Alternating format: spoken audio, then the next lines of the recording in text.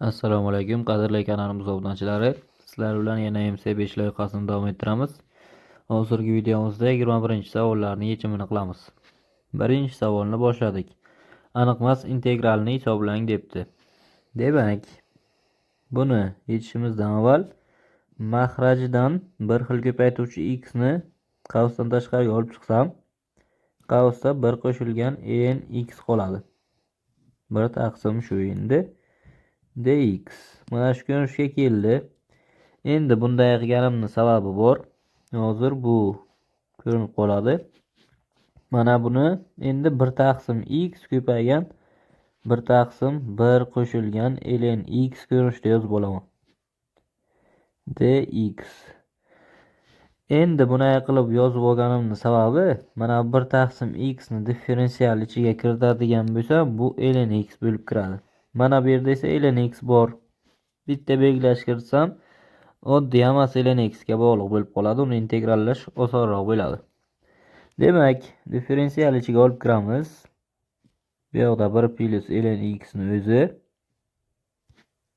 d ln x integral olib kiraman. Endi ln x ni belgilaymiz. Qandaydir y deb belgilasak barobar, xo'p, integral 1 taqsim 1 plus y dy bo'lyapti. Endi buni integrali ln modulda 1 plus y ni o'zi bo'ladi. Y ni joyiga keltirib qo'yadigan bo'lsam, ln modulda 1 plus ln x bo'ladi. Shunchaki sen qo'shib qo'yamiz. Demak, integrali mana shu bo'lar ekan. Javob bizada demak B kaliti ekan. Ikkinchi savolga o'tamiz. Aniq integralni hisoblang debdi. Buni hozir ikki xil usulda ishlashimiz mumkin. Birinchi usul belgilash kiritib yechamiz. Ikkinchi usul esa shunchaki grafikni chizib yechsak osonroq. Belgilash kiritgandan ko'ra grafik chizib yechganimiz hozirgi holatda osonroq bo'ladi. Grafik qanday bo'ladi? Hozir chizib ko'rsataman.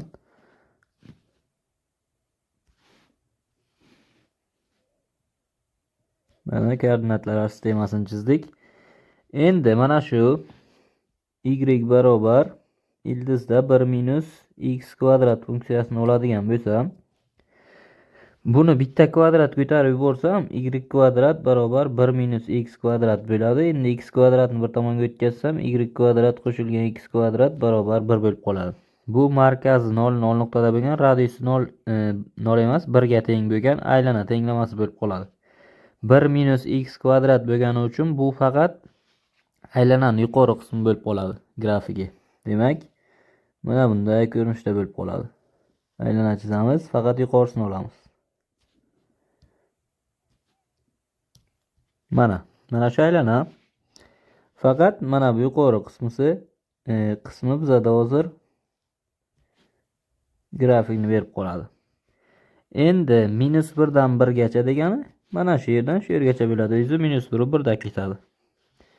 Mana shu yuzani topishimiz kerak bo'lar ekanda, demak biza. Bu yuza bizada demak, mana shu doira yuzini yarmisi bo'lib qoladi. Demak, S deydigan bo'lsak, bu doiraning yuzasi bizada pi ko'paygan r kvadrat, radiusi esa 1 ga teng bo'ladi. Demak, buni yuzasi pi ga teng.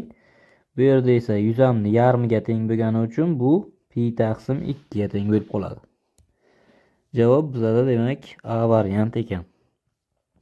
Keyingi 3-savol. Bunda ham aniq integralni hisoblang debdi. Buni birinchi integralni hisoblashga shoshilmasdan mana bu ifodani shaklini almashtirib olaman. Xo'p, mana bu yerda sinus x kara kosinus x ni kvadrati deb olsam, bitta 4 ni qatnashtirib olsam, bu sinus 2x ga keladi. Demak, buni qilaman. 0 dan pi taqsim 8 gacha. Xo'p, 16 ko'paygan 4 deyman 64 ni sinus kvadrat x ko'paygan kosinus kvadrat x dx bo'lsin. Endi mana bu yerga e'tibor qilsak, bizada bu sinus kvadrat 2x ni beradi. Endi integral 0 dan pi taqsim 8 gacha 16 ta sinus kvadrat 2x dx bo'lib qoldi. Buni hisoblashim uchun endi sinus kvadrat 2x ni darajasini pasaytiraman. Sinus kvadrat 2x ni darajasini pasaytiramiz.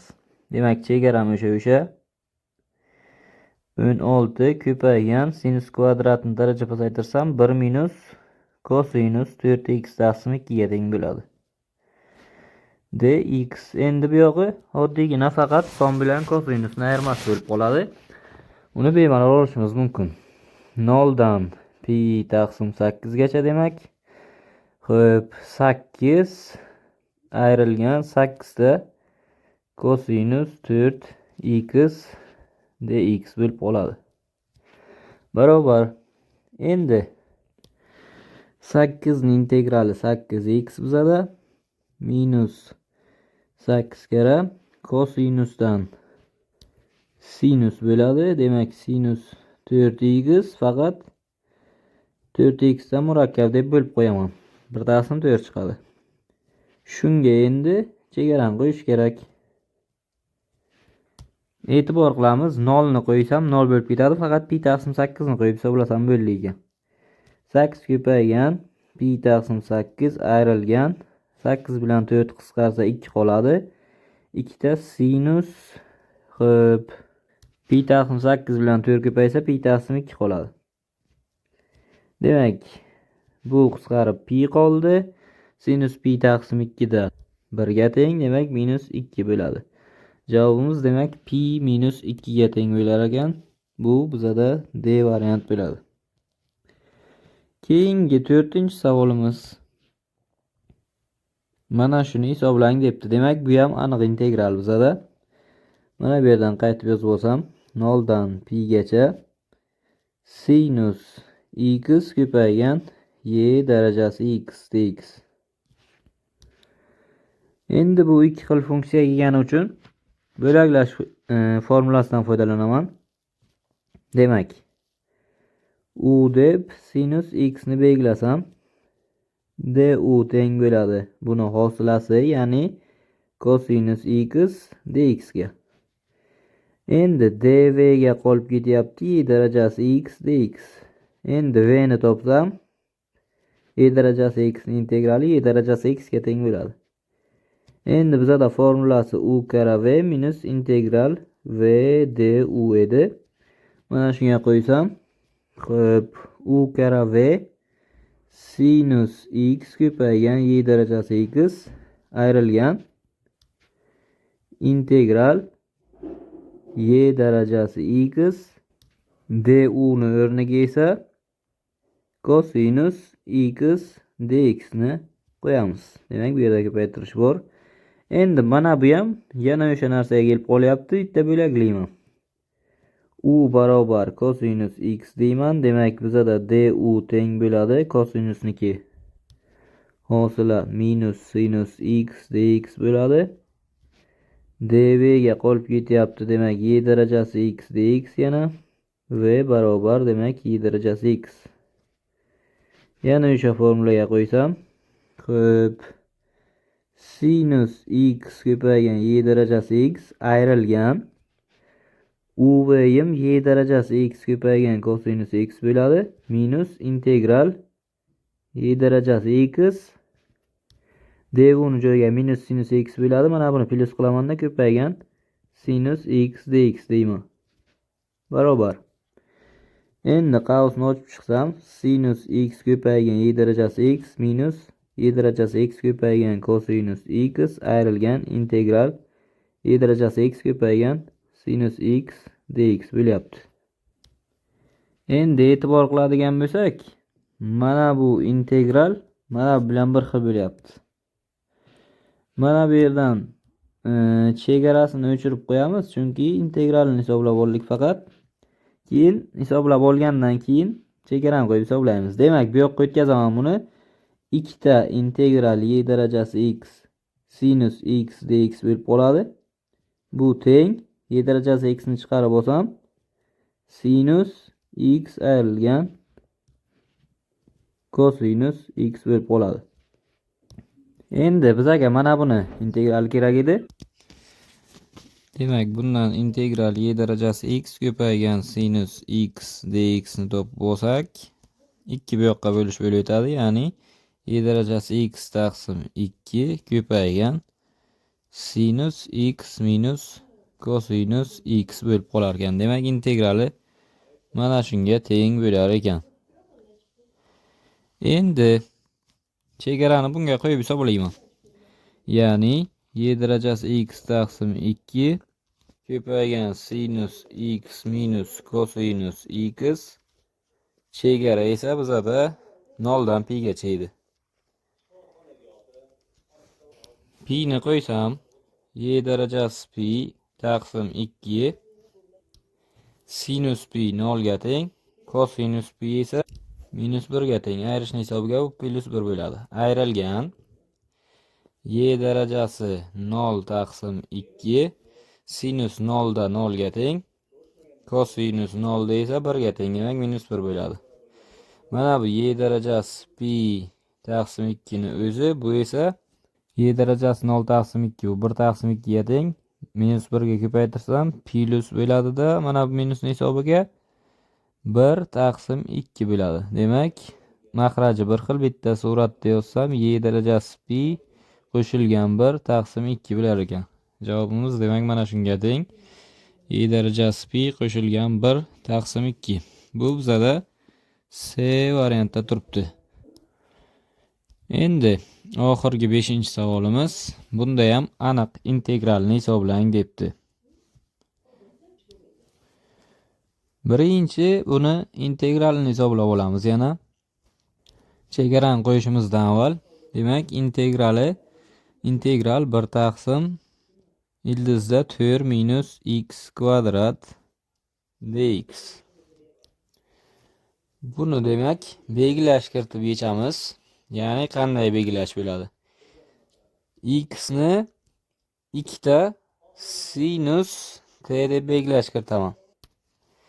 Endi dx ni topadigan bo'lsam, ya'ni hosil olsam, 2 ta kosinus t dt ga teng bo'ladi. Endi o'rniga keltirib qo'yaman. Integral dx ni o'rniga birdaniga qo'yaveraman. 2 ta kosinus t dt taqsim pastda 4 minus 4 ta sinus kvadrat t ga teng. Endi integral 2 ta kosinus t dt taqsim mahraji 4 ni chiqarsam 2 chiqadi. 1 minus ildizda sinus kvadrat, bundan kosinus kvadrat bo'ladi. Ildizdan esa sinus t ni o'zi chiqib qoladi. Sinus t emas, adashtirdik. 1 minus sinus kvadrat kosinus kvadratga teng, kosinus t ni o'zi chiqib qoladi. Demak, ikkalasi mana bir xil qisqarib ketdi. Demak, integral dt ni o'zi qoldi. Bundan demak t chiqishi aniq. Demak, endi t ni o'rniga keltirib qo'yadigan bo'lsam, xo'p, x 2 ta sinus t ga teng edi-ku. T ni topsam, arc sinus x taqsim 2 bo'ladi. Qo'shilgan c deymiz. Integrali shunga teng. Xo'p, endi mana bu yerda chegarani qo'yib hisoblayman. Arc sinus x taqsim 2 ga 0 dan 1 gacha chegarani qo'yishim kerak. 1 ni qo'ysam, arc sinus 1 taqsim 2 ayrilgan 0 ni qo'ysam esa arc sinus 0 ni o'zi bo'ladi. 1 taqsim 2 ga sinus 30 gradusda teng, 0 ga esa 0 da teng. Demak, 30 gradusni o'zi chiqadi. Buni radianda yozamiz. Pi taqsim 6 ga teng bo'lar ekan. Javobimiz demak A variant bo'lar ekan. Mana 21-savollarimiz ham o'z yakuniga yetdi. Bizni va loyihamizni kuzatishda davom eting. Qo'llab-quvvatlash uchun like bosishni unutmang. Keyingi videolarimizda ko'rishguncha sog' va salomat bo'ling.